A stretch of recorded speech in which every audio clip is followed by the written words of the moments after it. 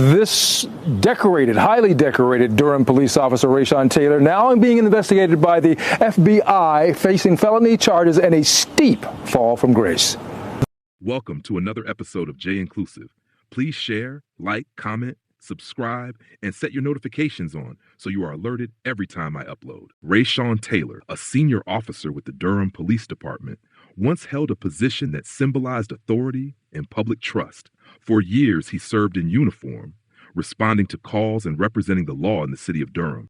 Tonight, the Durham Police Department took a moment to pat themselves on the back, if you will. The department recognized their own officers for saving lives in the line of duty. CBS 17's Lillian Donahue is live tonight, and you talked to one investigator. I'm pretty sure he's humble about what he did, but definitely deserves this recognition, Lillian.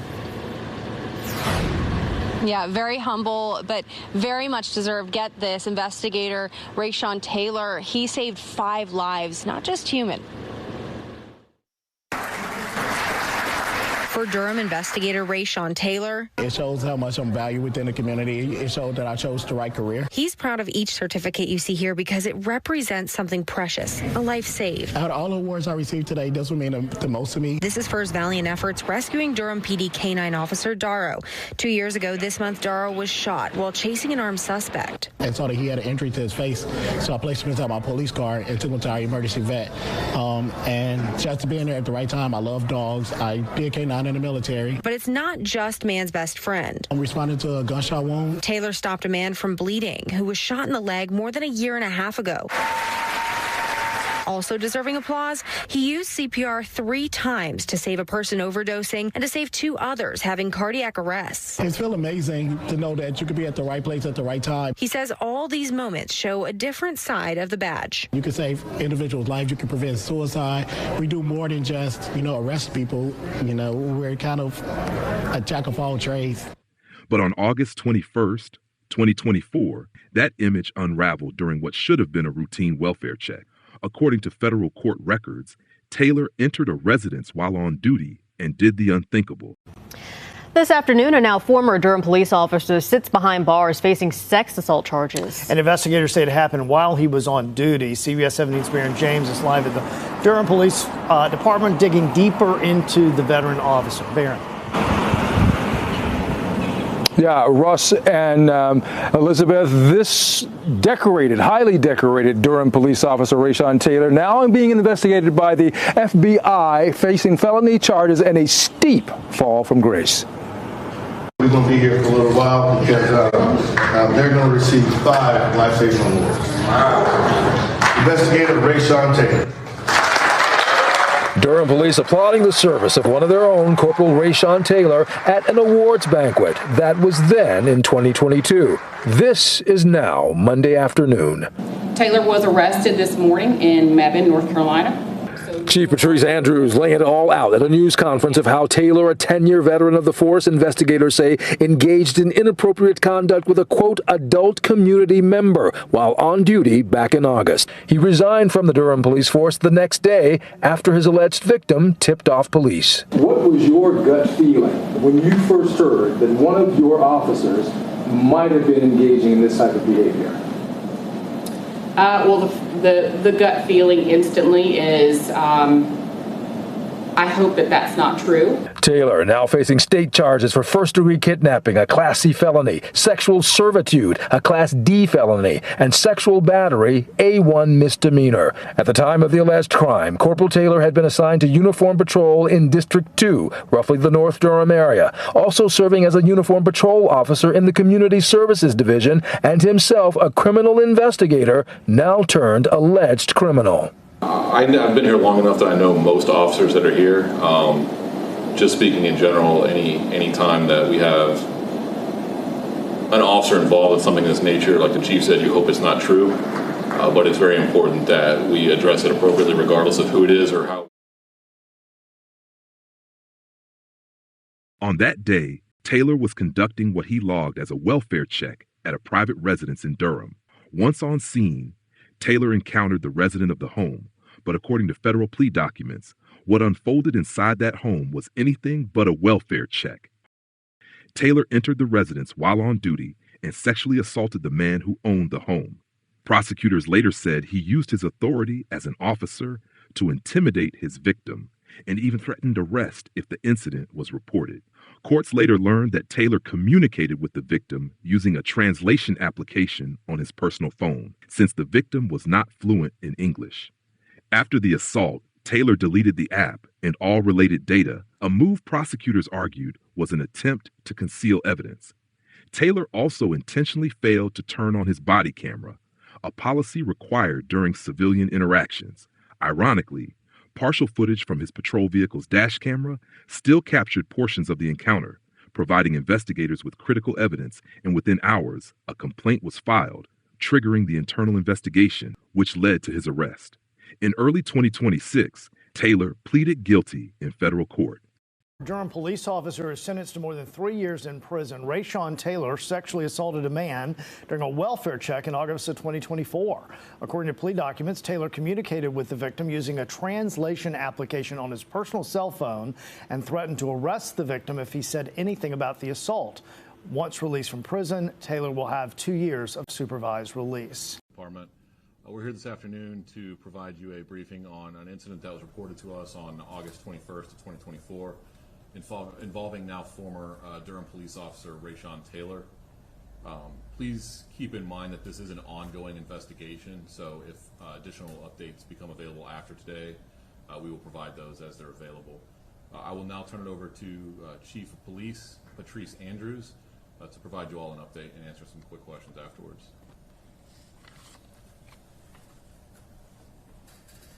Thank you.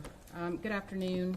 So just wanted to, you all have received the press briefing, but I wanted to just read what we have sent out to you. So on August 21st, 2024, the Durham Police Department received a complaint from a community member regarding inappropriate conduct by an on-duty Durham police officer. At that time, that police officer was Rayshawn Taylor.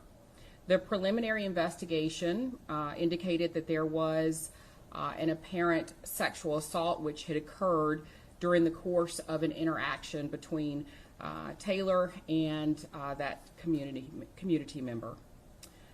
Immediately, the Durham Police Department Professional Standards Division opened an investigation, and Taylor was placed on administrative duty hours after it was reported. Taylor subsequently resigned employment with the Durham Police Department effective immediately on August the 22nd, and that was prior to the completion of the internal investigation. Based upon the preliminary administrative investigation, so the internal investigation, the decision was made to open a criminal investigation into the incident, which was initiated by the Durham Police Department's Criminal Investigations Division. Investigators from the Professional Standards Division notified the Durham County District Attorney's Office of the open investigation on Mr. Taylor. Subsequently, DPD investigators also contacted the FBI due to the nature of the allegations and the fact that Taylor was acting in his official capacity as a Durham Police Department officer when the alleged incident occurred.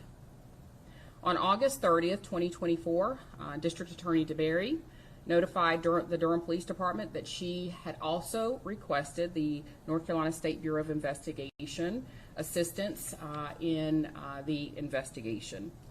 Durham Police Department investigators worked alongside both investigators from the SBI and the FBI. On September 30th, today, Durham Police investigators obtained warrants against Mr. Taylor on state charges for first-degree kidnapping, so that's a Class C felony, sexual servitude, that's a Class D felony, and sexual battery, that is an A1 misdemeanor. Taylor was arrested this morning in Mebane, North Carolina. A search warrant has been executed at his place of residence, and the FBI is currently conducting an ongoing investigation. Anyone with additional information about this case or who believes they are a victim of inappropriate conduct by Taylor is asked to call Corporal Harton of the Special Victims Unit at 919-560-4440, extension 29332. And so I do just want to be very clear that in law enforcement, transparency and accountability, that's key.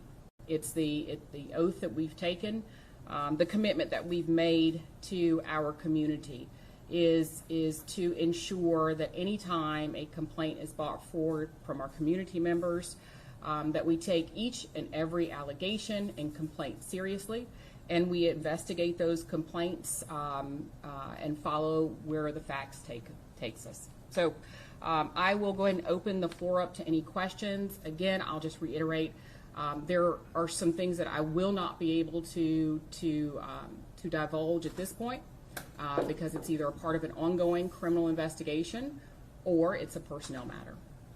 Chief Baron James with CBS 17 News.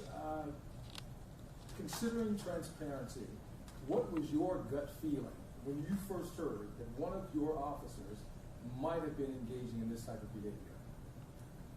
Well, the gut feeling instantly is I hope that that's not true, but we are going to we are going to begin a complete and thorough investigation. Regardless of how I felt, we were going to follow the appropriate steps.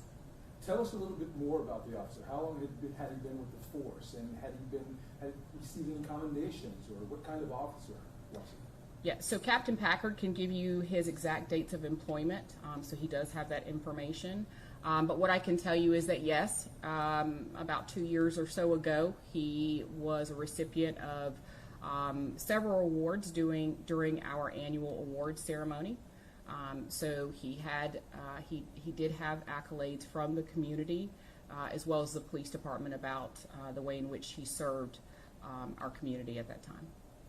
And not to assume, but had he been involved in any sort of allegations of this nature in the past? No, there have been none reported to us, none reported. So if you want, Packard, Captain Packard, do you have those dates? Yes, just to answer the question about the employment dates, Taylor was hired in January of 2014. He was, at the time of the incident, he was a corporal assigned to Uniform Patrol in District 2, which is roughly the North Durham area. He's also served as a Uniform Patrol officer in the Community Services Division and in the Criminal Investigations Division in the Special Victims Unit. Did you know him personally, and if so, what was your visceral reaction when you heard him involved with possibly something like this? I've been here long enough that I know most officers that are here. Just speaking in general, any time that we have an officer involved in something of this nature, like the chief said, you hope it's not true, but it's very important that we address it appropriately regardless of who it is or how we feel about that person, and then are transparent about those findings. And where is he now? So he is, he's being processed at the Durham County Detention Facility. So that's where he is right now. Chief, does this put any past arrests or any of his past work in question for DPD, and is anything being reviewed right now related to past work separate from this incident? So we are fully transparent with the District Attorney's Office. Often, so when we have an investigation where an officer's integrity could potentially be in question, right? We will notify the District Attorney's Office of that investigation, and the District Attorney's Office will then go and look at their cases and find out which cases that officer was affiliated with and make those decisions. And what is your message to the community about this situation? Well, it's simple. It's you know, we believe in accountability. I mean, we are here as our guardians of our community, and this badge is power that the community has bestowed upon us to do all things good and righteous and just. And if we can't do that, then yes, we need to be held accountable. But our community can trust and believe that when officers step outside of those lines, then this department will hold that officer accountable and be transparent along the way.